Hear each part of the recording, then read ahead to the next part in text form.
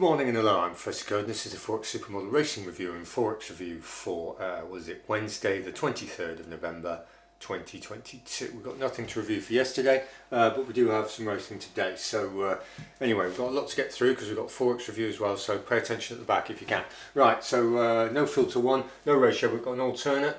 And no N-1 filter. So Hereford on National Hunt in the 220.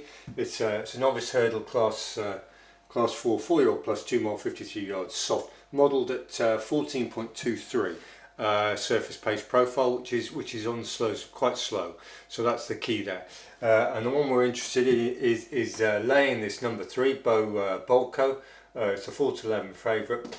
It's had 2 runs, one in France, and then it's come over to UK for National Hunt.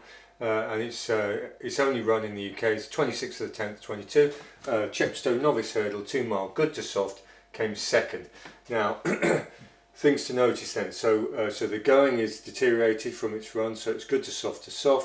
And Chepstow is a quick course, 13.86 model pace, surface pace profile, and so it's going. So it's got heavier going to what it's done last time, and it's got a lot slower surface, so it's going to be a lot more of a stamina job. Now, what do we know about Bolko?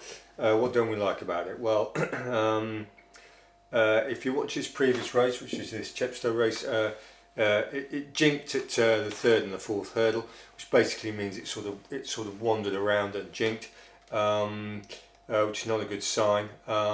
It's a high jumper, so it's sort of is wasting space there.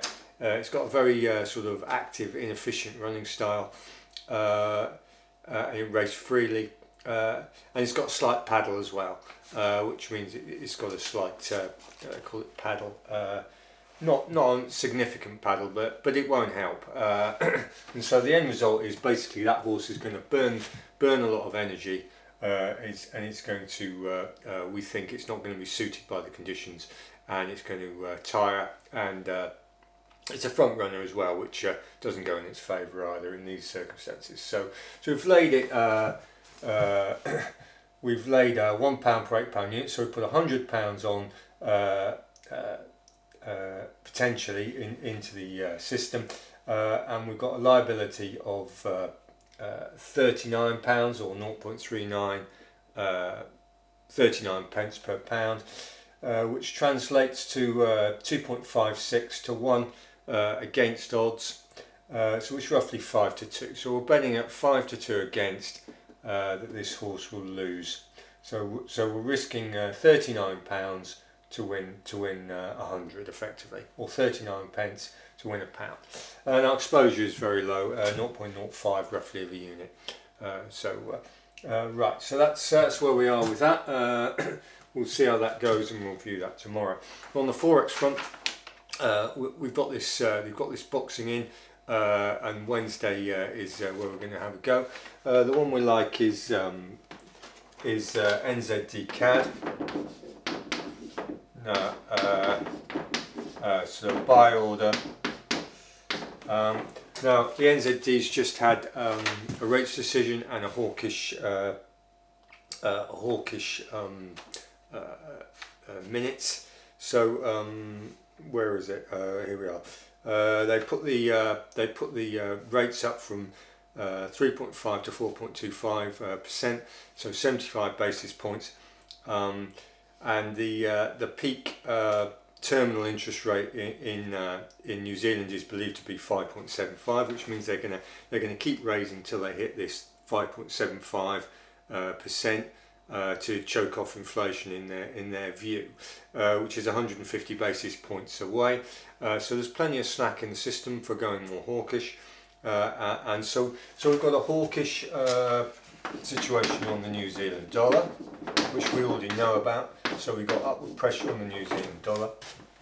Oil on the CAD. We've got oil is very soft, which won't help the CAD.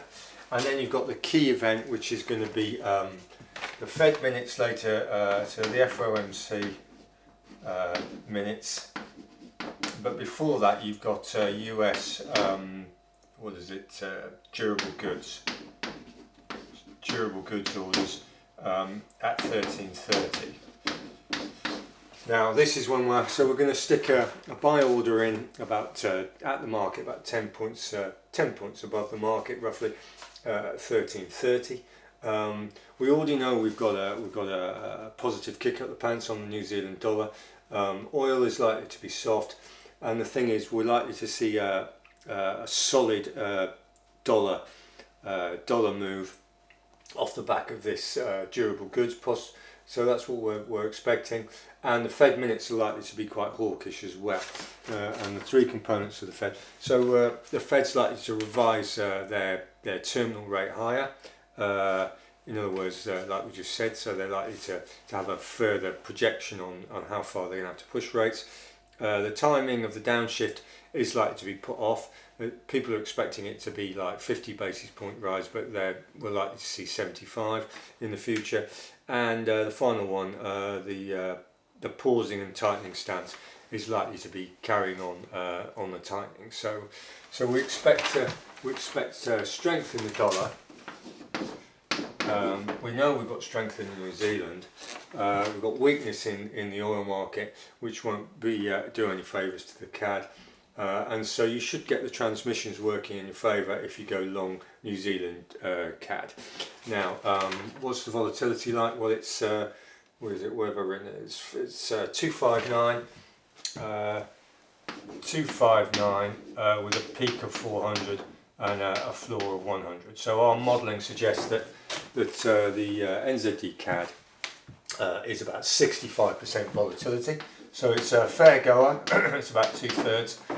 Not mad, but pretty sharpish. So you can expect a good bounce, and you need to have risk control on that. So we're going to have about a 25-point stop, and we're going to be monitoring it as we go through. So that's what we're doing. We're doing a buy order at about just before 13.30 on the NZD CAD long. So for the reasons we just mentioned. Now, yesterday we had sort of we were talking about getting into cheap cars, and we used to do that about 10 years ago.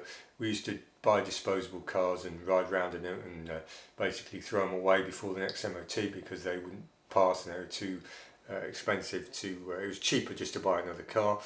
So that's what we used to do, and then we moved over to sort of classic style cars, which were MOT and road tax exempt, and that's sort of working for us at the moment. But we suggested you could have a go at this disposable system, and we had a look again and see what's around, because we've not been in the market for about 10 years. And actually the market's completely changed. That disposable approach isn't really available anymore. They've literally choked off all those cars through the emissions, and you can't really buy a car with even 6 months MOT now for £400 to £600 like you used to. So that's that game's ended, and we're sorry if we pointed you in the wrong direction. But what you can do is go down, do what we're doing, and that's and buying sort of so-called classic cars. If you get them about just around the 40-year mark, then excuse me again, you choking it. You basically have no MOT to worry about and no car tax. Obviously, you've got to keep them maintained because your neck's on the line, and so is other people's. But you don't have to worry about emissions and all the rest of it. So that's just something to bear in mind anyway. So that's where we are. Just to quickly summarise then, we're laying this number 3 Bow Bolco in the 220 at Hereford, and we're doing a buy bounce order on the New Zealand CAD at about 1:30 our time. So we'll see how those go, and good luck if you're having a go. So thanks for watching, thanks for subscribing, and goodbye.